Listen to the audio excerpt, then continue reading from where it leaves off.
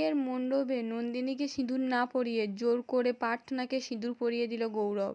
ধারাবাহিকের শুরুতেই দেখা যাচ্ছে পরশুরাম গৌরবের কাকিমাকে বলছে, আপনি এ কথা বলছেন একজন মেয়ে হয়ে? বলছেন যে ভাত ছড়ালে কাকের অভাব হবে না? কত নিচে নামবেন আর আপনি? তখনই আয়ুষী চিৎকার করে বলছে, তোমরা কি বিয়েটা ভাঙতে চাইছো? তাহলে এত অ্যারেঞ্জমেন্ট করেছো কেন? আর ছোটদি, তুই এখান থেকে সর। আয়ুষী, ওকে সরা এখান থেকে।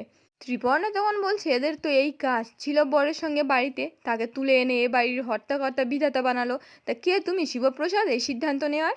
পরশুরাম তখন বলছে, আমি সিদ্ধান্ত নিতে পারি, সেই অধিকারটা আমার শ্বশুরমশাই আর আমার শাশুড়িমা দিয়েছেন। তটিনী তখন বরপক্ষকে বলছে, এবারে বলুন আপনারা কি করবেন? গৌরবের কাকিমা তখন বলছে, না না, কোনো প্রশ্নই ওঠে না এখানে বিয়ে দেওয়ার। গৌরবের কাকা তখন বলছে, এক্স্যাক্টলি, পাত্র নিয়ে চলো এখান থেকে। এদিকে বিজিত তখন গগনবাবুর দিকে তাকিয়ে না করে ইশারা করে দেয়। গগনবাবু তখন চিৎকার করে বলছে, এই বিয়েটা হবে। এই বলে তো গৌরবকে বলছে, তুমি খুব অন্যায় করেছো, নিজের হাতে ওই হারটা পরিয়ে দাও।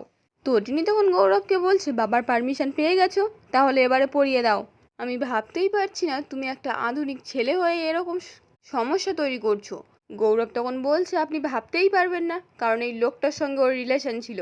আমি কনফার্ম ওদের মধ্যে প্রেম ভালোবাসা ছিল। নন্দিনী তখন চিৎকার করে বলছে, enough is enough, stop it. আমি কোনো জোকার নই। এখানে আমাকে দাঁড় করিয়ে আমার সঙ্গে মজা করা হচ্ছে। বিয়ে করবেন না, দরকার নেই, অনেক আগেই আমি পান পাতা সরিয়ে ফেলেছি। তখনই বলরাম ধমক দিয়ে বলছে, প্লিজ নন্দিনী, আপনি চুপ করুন। নন্দিনী তখন বলরামের দিকে হা করে তাকিয়ে থাকে। তখনই গৌরবের কাকিমা সকলকে বলছে, এটা কার শুভদৃষ্টি হচ্ছে? গৌরবের সঙ্গে শুভদৃষ্টি হওয়ার আগেই তো পরপুরুষের সঙ্গে শুভদৃষ্টি করে নিল। তটিনী তখন বলছে, তার জন্য তো আপনারাই দায়ী। গগনবাবু তখন চিৎকার করে বলছে, স্টপ ইট। এই বলে তো গৌরবকে বলছে, হাতটা পরিয়ে দাও, আমি যেটা বলছি শোনো। গৌরব তো তখন বাধ্য হয়ে নন্দিনীর গলায় হাতটা পরিয়ে দেয়। গগনবাবু তখন বলছে, নাও এবার 4টে প্রদক্ষিণ করে নাও, মুখের মধ্যে পান পাতাটা দাও। তটিনী তখন গগনবাবুকে বলছে, প্রয়োজন নেই, এবার বিয়ের মূল পর্বে যাওয়া যাক, যেখানে অগ্নিকে প্রদক্ষিণ করা হবে, সিঁদুর দান হবে। আসলে কি বলুন তো, এখানে এই পর্বে প্রহসন হয়ে গেছে, আর প্রয়োজন নেই।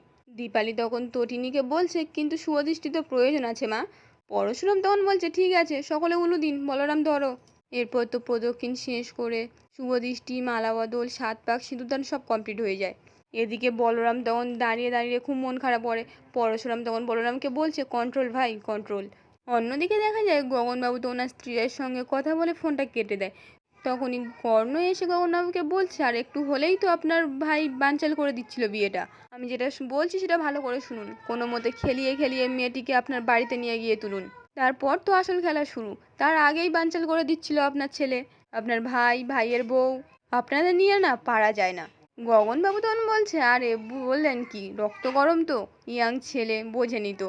তারপর অন্য একটা ছেলে হাড় পুড়িয়ে দেবে, পিঁড়ি করে নিয়ে আসবে। আমি নিশ্চিত ওদের মধ্যে ভাব ভালোবাসার সম্পর্ক আছে। কর্ণ তখন বলছে, আমি নিশ্চিত ভালোবাসে না, হয়তো বলরাম বলে ছেলেটি ভালোবাসে, একতরফা, ও নিয়ে আপনি চিন্তা করবেন না। আর আমি তো বিয়েটা ভালোবাসার জন্য দিইনি। তখনই আরাধ্যা এসে কর্ণকে বলছে, বাবা আপনি এখানে, আপনি বাসর ঘরে যাবেন না? কর্ণ তখন বলছে, কি বলো না, আমার কি এখন বয়স আছে নাকি? ওই তো গান শুরু হয়ে গেছে, তুমি যাও। আরাধ্যা তখন বলছে, আপনাকে তো বিয়েতে দেখলাম না। কর্ণ বলছে, আসলে আমার একটা আর্জেন্ট কল এসেছিল, কাজ পড়ে গেছিলো তো, তাই বেরোতে হয়েছিল। আরাধ্যা তখন বলছে, ও ঠিক আছে, আমি আসছি। এই বলে তো ওখান থেকে চলে যায়। গগনবাবু তখন কর্ণকে বলছে, আর্জেন্ট কল মানে? তখনই বিজিত হয়ে এসে কর্ণকে বলছে, কার কল এসেছিল? কর্ণ তখন বলছে, এসেছিল, মাল পাচার হচ্ছে বড়, আমরা কাজ করছি, আর নাম হচ্ছে শিবপ্রসাদ গাঙ্গুলির। এই বলে তো হাসতে হাসতে বলছে, এমন ফাঁসাবো না, কল্পনাও করতে পারছে না। আর এই চক্রগুলো থেকে বেরোনোর মন্ত্র ও কেন, ওর বাপ দাদারাও শেখেনি কোনোদিন।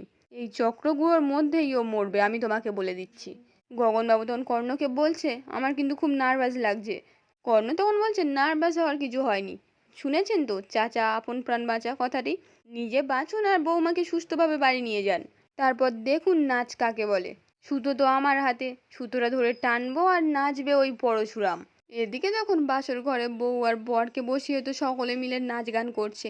আজকের পর্বটি এখানেই শেষ হয়ে যায়। কেমন লাগলো কমেন্টে জানাতে ভুলবেন না।